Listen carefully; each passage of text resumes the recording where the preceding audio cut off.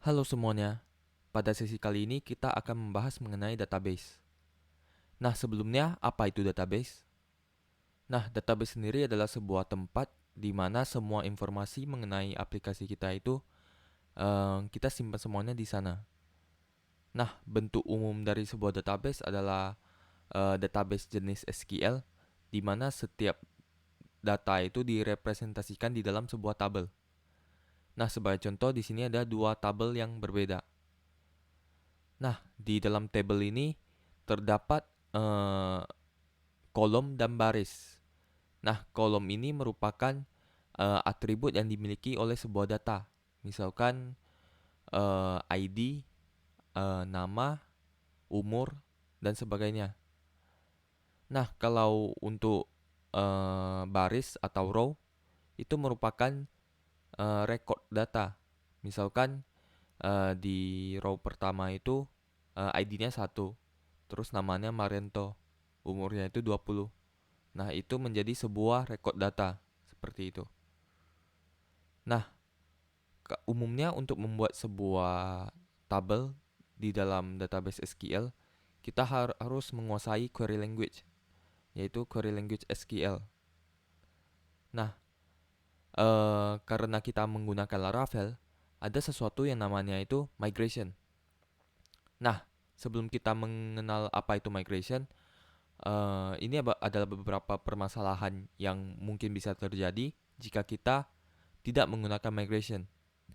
Yang pertama, misalkan ada seseorang yang ingin mencoba install aplikasi kita di komputer mereka atau di laptop mereka. Nah, sebelum mereka menjalankan aplikasi kita, mereka harus memiliki konfigurasi database yang sama persis dengan database yang sudah kita buat. Jadi mereka harus meminta lagi. Misalkan tabelnya berapa, terus tabel A itu isinya apa aja, seperti itu. Nah, terus ada kemungkinan misalkan kalian bekerja di dalam sebuah tim, perubahan di sisi kalian itu tidak tercerminkan di perubahan teman-teman kalian. Jadi misalkan kalian menambahkan sebuah kolom di tabel A. Nah, jadi kalian harus menginformasikan kepada teman tim kalian untuk mengikuti struktur database yang baru gitu. Nah, untuk yang terakhir mungkin kalian ingin membuat tabel tapi kalian tidak familiar dengan SQL.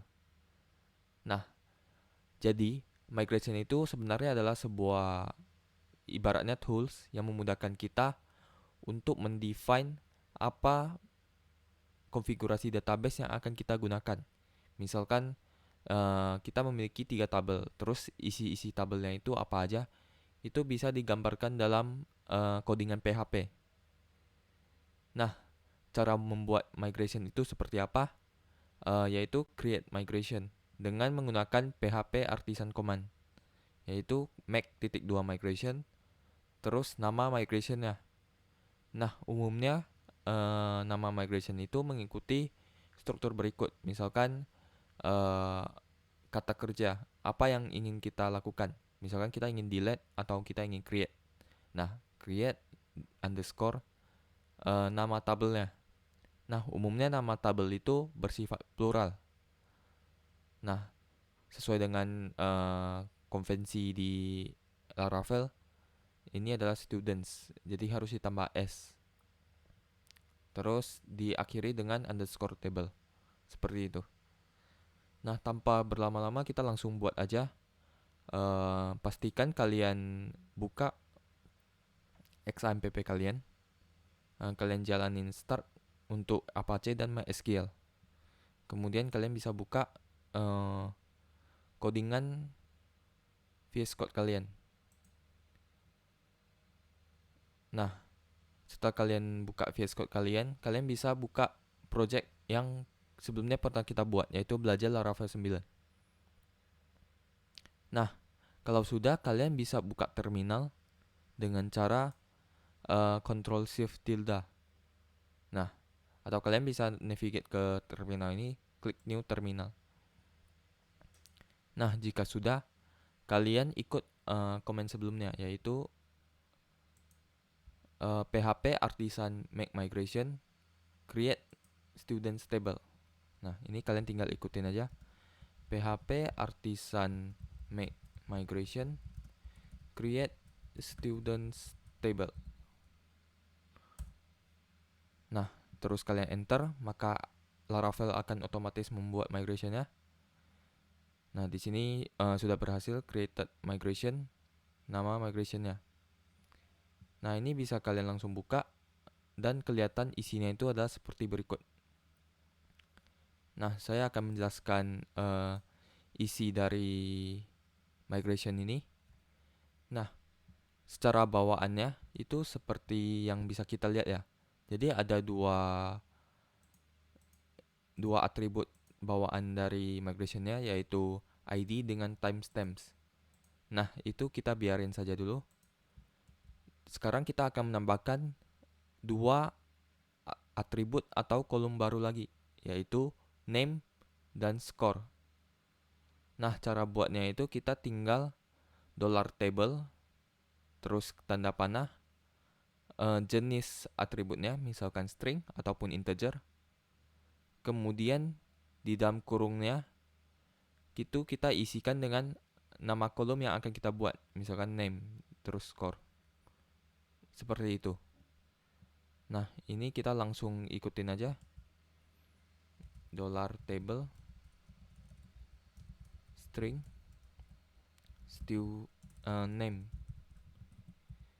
Kemudian $table integer score. Nah, seperti itu. Untuk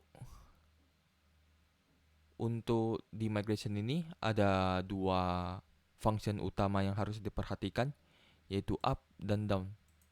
Nah, di sini ada penjelasannya. Kalau up itu apa yang akan kita lakukan saat kita menjalankan migrasi ini. Nah, kalau yang bisa aku simpulkan dari sintaks ini yaitu migrasi ini membuat sebuah tabel baru yang namanya itu students. Nah, kemudian isi dari students ini adalah sebagai berikut, yaitu ada ID, terus ada name, ada score, dan ada timestamps. Nah, kalau down itu apa yang terjadi jika migrasi ini di reverse. Jadi tabel students ini akan di delete jika di reverse. Seperti itu. Nah, jika sudah, kalian bisa memastikan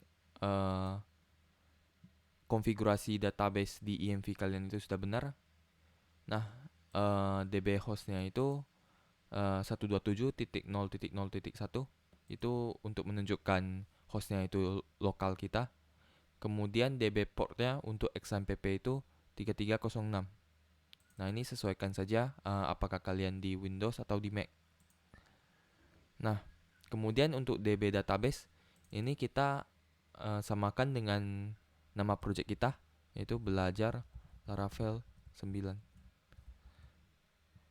Nah, jika sudah, sekarang kita buka XMPP-nya.